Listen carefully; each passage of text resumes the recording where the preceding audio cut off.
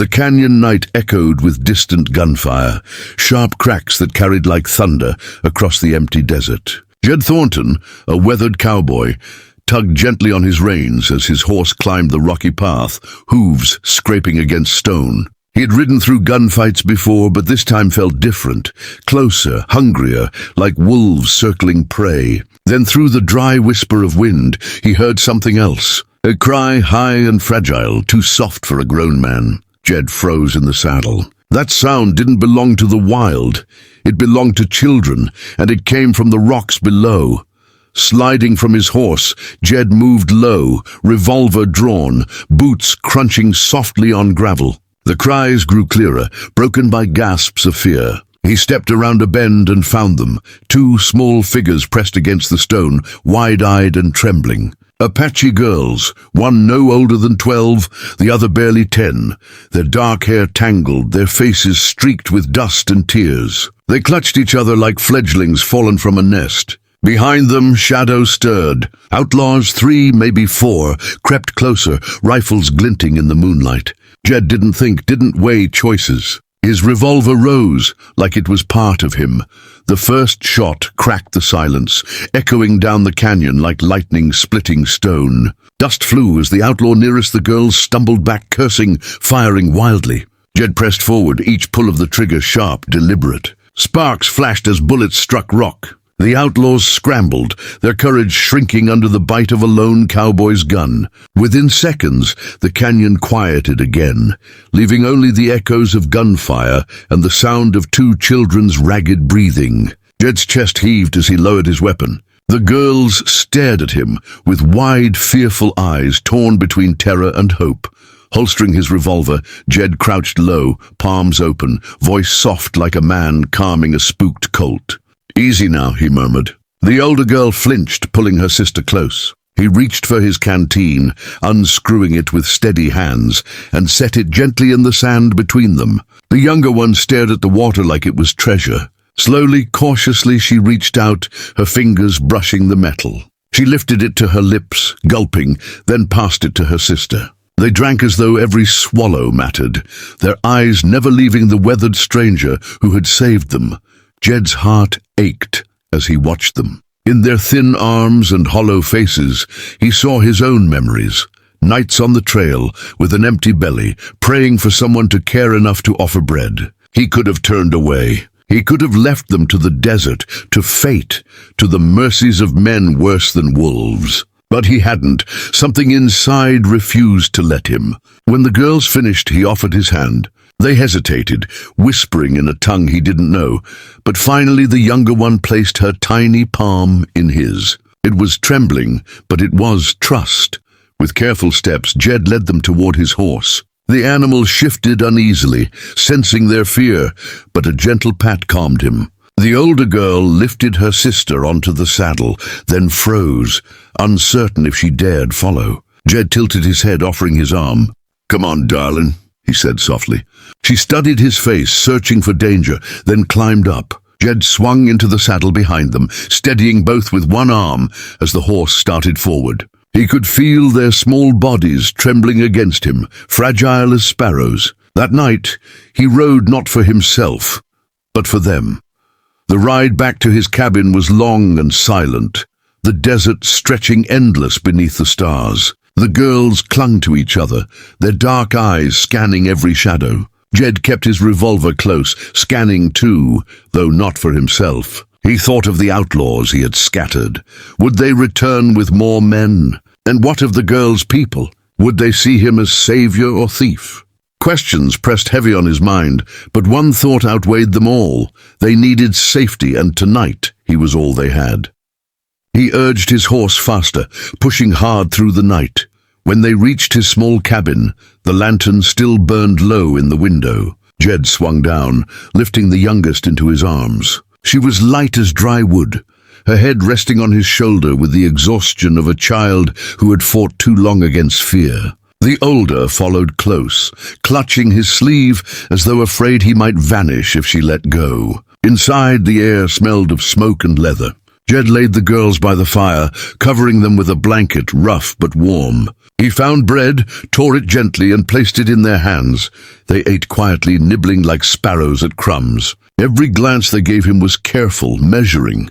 Jed didn't press them with questions. He knew enough to see they'd been hunted, enough to know the desert would not forgive them alone. He poured them water, set more food within reach, and sat back in the shadows, letting them breathe.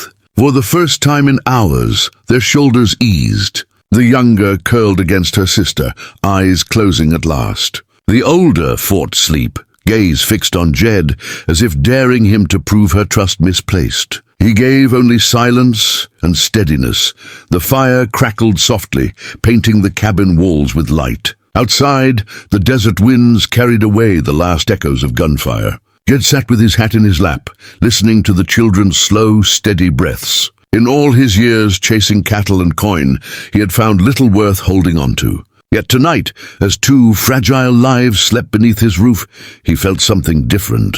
No gold, no whiskey, no card game in town could match the weight of what he carried now. That night, Jed Thornton's cabin held not riches, but something rarer. It held hope, living, breathing, and fragile. At sunrise, the desert still smelled faintly of gunpowder, the echoes of last night lingering like ghosts on the wind. Jed stirred the fire in his cabin, laying bread and dried meat on the table. The two sisters sat close together, wrapped in the blanket he had given them, their dark eyes watching his every move with a cautious mixture of fear and trust. For the first time, the older one spoke. Her voice was soft, broken, but clear enough. "Father." Jed froze. That single word carried weight. Somewhere out there a man was searching, and he was coming. The morning passed slowly, each tick of time heavy as iron. Jed saddled his horse, though he didn't ride. He scanned the horizon, unease prickling the back of his neck. The girls ate quietly, whispering to each other in their own tongue, glancing often toward the east. Then as the sun climbed higher, dust rose in the distance. Shapes emerged, riders fierce and swift. Jed's hand moved instinctively to his revolver, but something inside told him to wait. These weren't outlaws. The riders bore feathers and paint, their horses moving as one. And at their head rode a man carved of stone. The Apache chief dismounted first, his boots striking the earth with quiet power. His eyes were dark as obsidian, his jaw tight with restrained fury. He scanned the cabin, then Jed, then the trembling forms of his daughters. The silence stretched heavy, the kind that felt like judgment. The girls broke it. They ran forward, their small feet kicking up dust, throwing themselves into his arms. His face, hardened like weathered rock, cracked with something deeper, grief, relief, love. They spoke quickly, pointing back toward the cabin, toward Jed. The chief's gaze shifted once more, burning into the cowboy who stood waiting.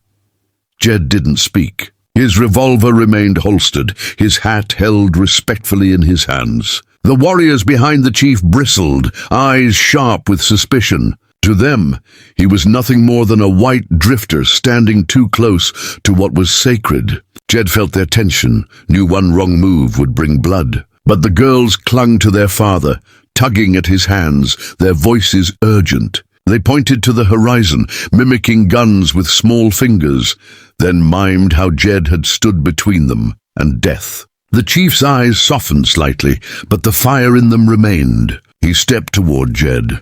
For a moment the cowboy thought this might be his end. The chief's shadow fell across him, close enough for Jed to see the lines carved deep by years of battle and burden. The man's hand rose, hovering. Jed kept still, chest tight, ready for judgment. Then the chief placed it firmly on his shoulder. It was not light, it carried weight, the weight of respect. Silence hung over the riders, broken only by the whisper of wind across the desert floor. Jed exhaled slowly, realizing that no words were needed. In that simple gesture, the chief had spoken more than language.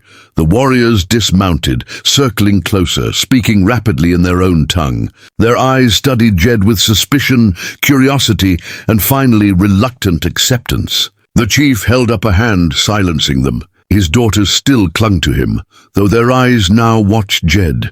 The younger girl broke free, small hand reaching toward the cowboy, as though to say he was not enemy but protector. The chief saw, and though his face betrayed little, Jed caught the faintest nod. The desert seemed to breathe again, tension easing. Though Jed knew this fragile moment could shatter if pride or anger ruled too strong, the chief motioned, and one warrior brought a pouch of water, another bread. They offered it first to the girls, then set some on the ground near Jed's feet. It was not a gift, not exactly. It was acknowledgement, a bridge carved from respect.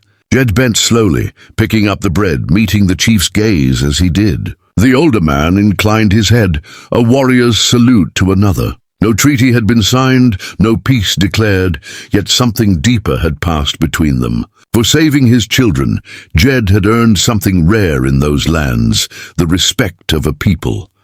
As the sun climbed higher, the Apache prepared to leave. The chief lifted his daughters onto his horse, their small hands clutching tightly to his arms. The younger one turned, her eyes searching for Jed, lips parting as if to say goodbye but finding no words. Instead, she raised her hand, palm open, in a gesture that transcended speech. Jed raised his in return, the ghost of a smile flickering across his weathered face. The warriors mounted, circling around their chief. Jed stood by his cabin, silent, watching the dust rise as the desert swallowed their trail once more. When the last rider vanished into the horizon, Jed exhaled. The silence returned, heavy yet strangely lighter than before. His cabin felt emptier without the girls' quiet breaths and watchful eyes. Yet something remained, something he couldn't name. He returned inside, staring at the blanket they had used, still warm with the memory of fragile lives he had sheltered. He had expected nothing, sought nothing. But in one night, he had stood between innocence and death and been seen for what he was. Not outlaw, not drifter, just a man who refused to walk away. And that was enough. In the days that followed, word spread quietly. Ranch hands whispered, townsfolk speculated, and drifters passing through repeated the tale. A cowboy who had saved 2 Apache girls from men with no honor and lived to be touched by the chief's respect. To some it was myth. To others, it was proof that even in a land divided by blood and fear, there could still be moments where courage spoke louder than hate. Jed never told the story himself. He didn't need to. The desert had seen it, the children had lived it, and the chief had marked it with silence.